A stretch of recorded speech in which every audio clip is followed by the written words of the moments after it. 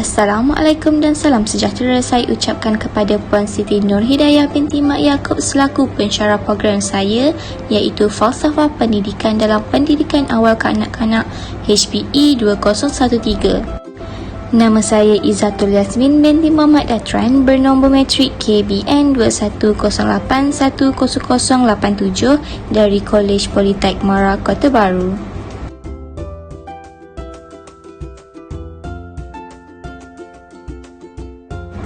Pada hari ini, saya ingin mencipta satu kraft berkaitan falsafah hidup saya dan menceritakan tentang falsafah hidup saya dengan lebih terperinci.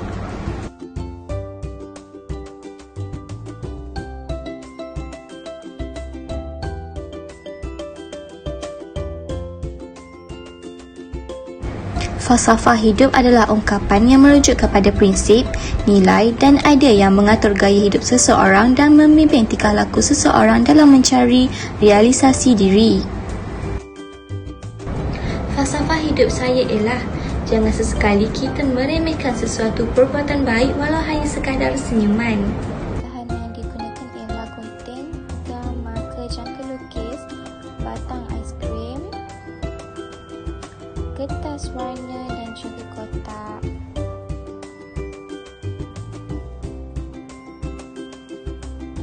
Sediakan kepingan kotak, jangka lukis, kemudian lakarkan bulatan ke atas kotak tersebut.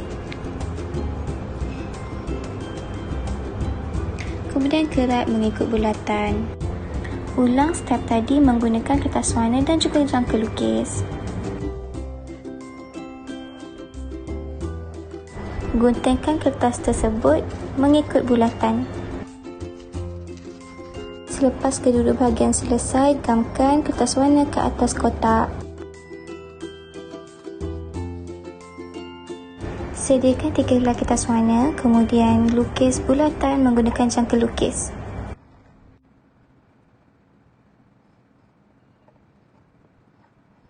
Selepas sahaja selesai, tuliskan nombor ke atas bulatan kecil tersebut. Okey, dah pun selesai. Kemudian guntingkan bulatan tersebut.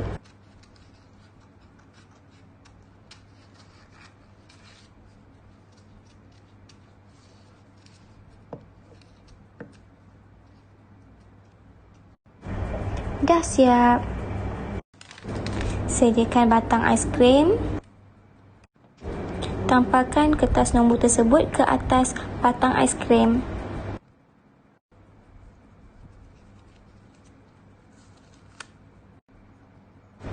Kemudian, susun nombor tersebut mengikut arah jam. Gamkan di bahagian batang aiskrim untuk tampal di atas kertas. Akhir sekali, sediakan anak panah dan tampalkan ke atas permukaan bulatan tersebut. Tada, dah pun siap hasil idea kraft falsafah hidup saya iaitu jam. Saya memilih jam sebagai falsafah hidup saya adalah kerana jam melambangkan waktu. Dalam sebuah syair Arab pernah berkata, Al-waktu asmanu minal zahab, iaitu waktu itu lebih berharga daripada emas. Pepatah ini bermaksud kepentingan menghargai masa. Masa merupakan benda yang tidak ternilai kerana tidak dapat dibeli ataupun dijual. Peribahasa ini haruslah dijadikan sebagai pedoman hidup kerana, kata orang, masa tidak menunggu kita tapi kita yang harus mengejarnya. Sudah semestinya manusia wajib memanfaatkannya secara baik, efektif dan semaksimal mungkin untuk tujuan beramal sepanjang perjalanan di dunia. Satu kupasan tentang masa berdasarkan ayat surah Al-Asr iaitu wal asr innal insana lafi khusr innal ladzina amanu wa amilus solihat wa tawasaw bil haqqi wa tawasaw bis sabr. Maksudnya, demi masa sesungguhnya manusia benar-benar dalam keadaan merugikan kecuali orang yang beramal soleh, beriman dan orang yang saling menasihati dalam kebenaran dan orang yang saling menasihati dalam kesabaran. Sebagaimana kita tahu bahawa setiap manusia pasti melalui dan menemui masa atau waktu dalam kehidupan sehariannya. Maka beruntunglah kepada mereka yang menggunakan masa untuk membuat perkara-perkara yang berfaedah atau membuat kebaikan, dan rugilah kepada mereka yang menggunakan masa untuk membuat perkara yang tidak berfaedah dan sia-sia. Pepatah Arab juga pernah berkata, masa itu umpama mata pedang, jika tidak memotongnya nescaya ia akan memotong kita. Kata-kata ini menunjukkan betapa pentingnya masa dalam kehidupan seharian kita. Allah SWT adalah pencipta masa dan telah menetapkannya sebanyak 24 jam atau 1440 minit dalam sehari, semalam, tidak lebih dan tidak kurang. Terpulanglah kepada kita untuk mengurus dan menggunakannya bagi mencapai kebahagiaan hidup di dunia maupun di akhirat. Buat masa kini, kita dapati ramai manusia yang mengabai dan tidak memikirkan peredaran masa atau waktu yang dilalui dalam kehidupannya, dan mereka inilah hidup dalam keadaan leka dan sia-sia. Golongan seperti inilah yang telah ditegur oleh Allah SWT melalui firman-Nya dalam surah Al-Mu'minun ayat 115. Oleh itu, pengurusan masa seharian dalam kehidupan kita amatlah penting dan perlu disusun secara teratur agar masa kita dapat diurus dan dimanfaatkan dengan bijak dan berkesan. Ketahuilah bahawa masa adalah amanah daripada Allah SWT. Amanah merupakan tanggungjawab yang akan dipersoalkan oleh Allah SWT di akhirat kelak.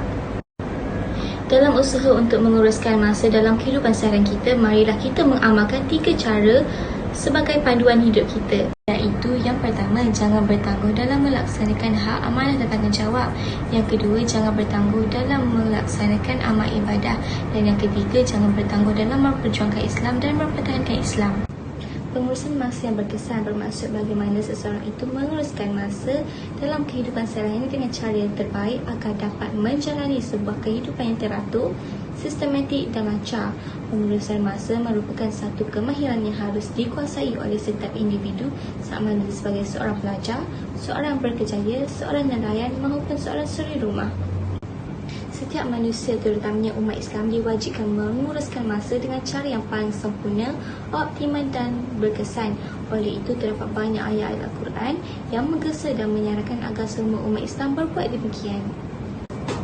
Antara kepentingan pengurusan masa ialah masa dapat dimanfaatkan dengan sebaiknya. Jika seseorang itu bijak menguruskan masa, individu tersebut dapat mengelakkan diri daripada melakukan perkara yang tidak berfaedah. Contohnya, seseorang pelajar cemerlang mempunyai peribadi yang luhur dan menggunakan teknik yang betul dalam mengurus masa seharian mereka, iaitu dengan tidak terjerumus dalam melakukan perkara-perkara yang tidak bermanfaat seperti merokok, melepak, bergaduh dan menagih ladah. Antara aktiviti tersebut bukan sahaja membuang masa, malah memudaratkan diri serta mencemarkan nama baik keluarga, diri, masyarakat, bangsa dan agama. Seterusnya, disiplin diri yang mantap dapat dibentuk. Seseorang itu dapat memupuk sifat menikmati masa jika mereka mampu menguruskan masa dengan berkesan.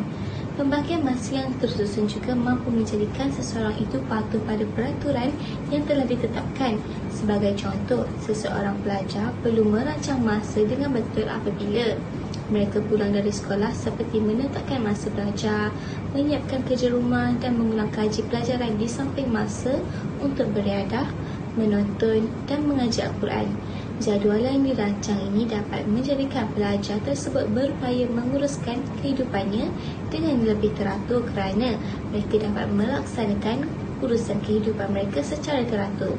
Mereka perlu mematuhi jadual yang telah dirancang dan menepati masa yang telah ditetapkan.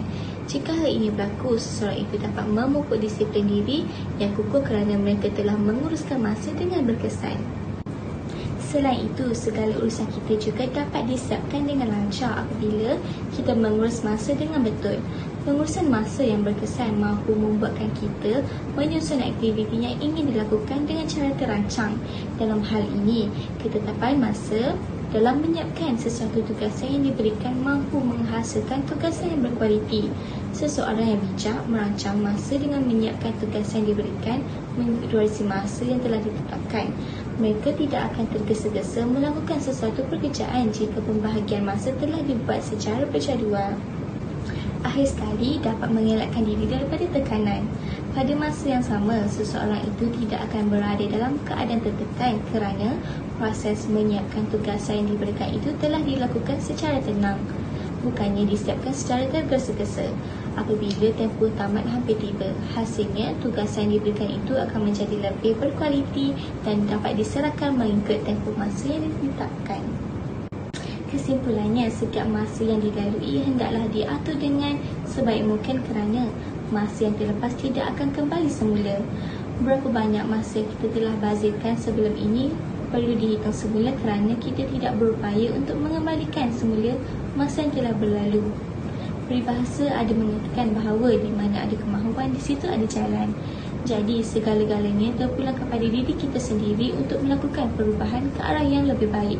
Seperti mana falsafah hidup saya, iaitu jangan sesekali kita meremehkan sesuatu perbuatan baik walau hanya sekadar senyuman.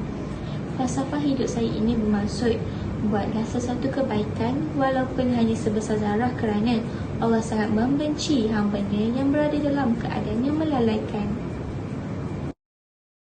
Sekian, itu sahaja falsafah hidup saya. Sekian, terima kasih. Wabillahi taufiq wa hidayah. Assalamualaikum warahmatullahi wabarakatuh.